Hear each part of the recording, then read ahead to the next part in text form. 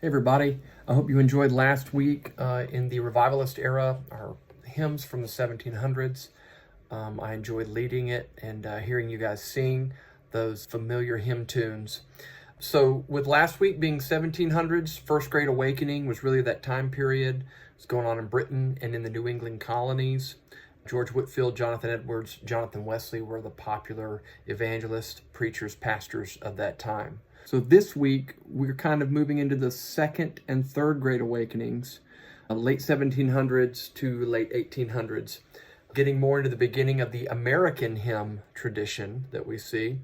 Folk hymnody was big during this time. Really with folk hymnody is a description of how things were passed down. It was passed down orally.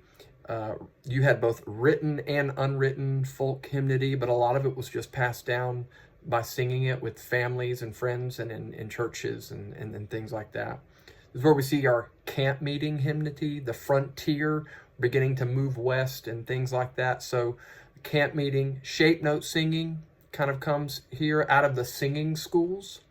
African American spirituals are starting to be collected. They've been sung for centuries before that, but they're starting to be collected and even written down and printed during this time. This is also in the 1800s where we see the Sunday school era in America taking place.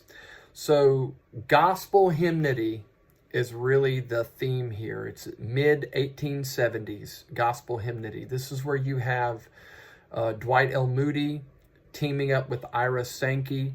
This is the first time we really see these evangelists teaming up with specific songwriters, writing songs and hymns for their revival services. This would, of course, influence guys like Billy Sunday in the early 20th century, and of course Billy Graham as well, teaming up with different songwriters and song leaders. Before we kind of move into certain aspects of this era, a quick word about hymn text and hymn tunes. When we talk about a hymn, primarily we're meaning the text, okay, not necessarily the tune. Tunes can vary. All right, so the text is written in meter where, with different syllables and matching up. They can be sung to different tunes that have been written to be able to match up with that particular meter. A lot of the reason behind some of that was that really before this time, before the 1800s, where we start seeing the singing schools in America coming out, most people didn't read music unless they were professional musicians. But they knew these tunes. They had familiar tunes. So an example of this is a hymn tune called Regent Square. It was written in 1866 by Henry Smart. Probably never heard of him. I didn't before this. But Regent Square is a familiar hymn tune for Angels from the Realms of Glory, which was actually written, the text was written in 1816 by James Montgomery, but Regent Square, the tune was written in 1866. That's Angels from the Realms of Glory, da-da-da-da-da-da-da. All right, well, another hymn text that goes with that was actually written before Regent Square. The hymn text written by Charles Wesley in 1758 was Lo, He Comes with Clouds Descending. Lo, He comes with clouds descending. Da-na-na. So here we have a familiar hymn tune that really, when Charles Wesley's hymn text was written, the tune didn't really exist. Neither did the text for Angels from the Realms of Glory exist before Regent Square was written.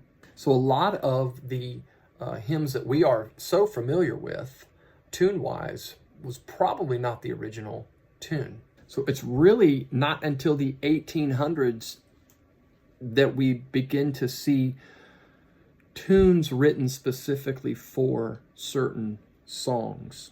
Another aspect of the hymns of this time is we see the additions of what we call refrains or choruses, basically, okay? An example of that is a hymn that we sang last week from Isaac Watts, Alas and Did My Savior Bleed. We actually sing that to a different hymn tune than we're used to in the Baptist tradition anyway, Martyrdom, all right? And this is very familiar to us with the hymn At the Cross, which is actually The modification of that martyrdom tune, it's a little bit similar, but it has an added refrain written by Ralph Hudson.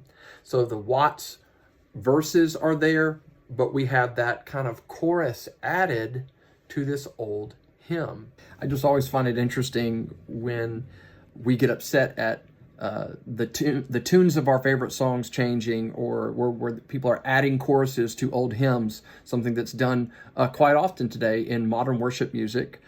While I'll admit, not always for the better, but still, many of those old hymns that we're familiar with, they were just that. They were modified tunes with added refrains, with added choruses to it. So it's just another picture of how each generation modifies the songs and hymns of their faith that they grew up with on some particular level. And I think it's also important for us to remember that this is not out of disdain for the old hymns. This is actually out of love for the old hymns, that they want to kind of maybe refresh it with a particular modern groove or a modern take. And so that's an important thing for us to keep in mind when we see new hymn texts being put to either modifications of old tunes or new tunes altogether. Let's begin to see that as that particular generation wanting to keep those texts that are so important to the history of our faith. So here we are. Our featured gospel hymn writer of this era is going to be Fanny Crosby.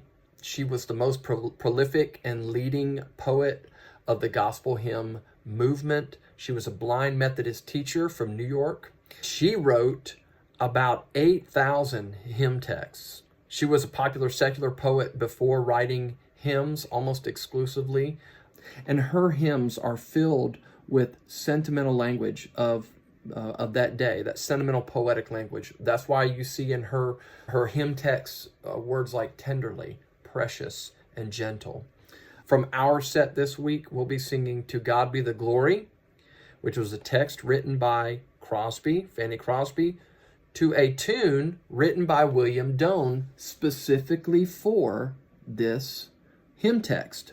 Again, this is where we see these tunes being written specifically for certain hymn texts. We'll also be singing Blessed Assurance, which is a hymn text written by Fanny Crosby, a tune Assurance by Phoebe Palmer Knapp. So I hope you enjoyed this week. Spend some time looking at hymns from the 1800s, taking a look at a biography of Fanny Crosby or your favorite hymn writer of that time. Can't wait to see you on Sunday. God bless.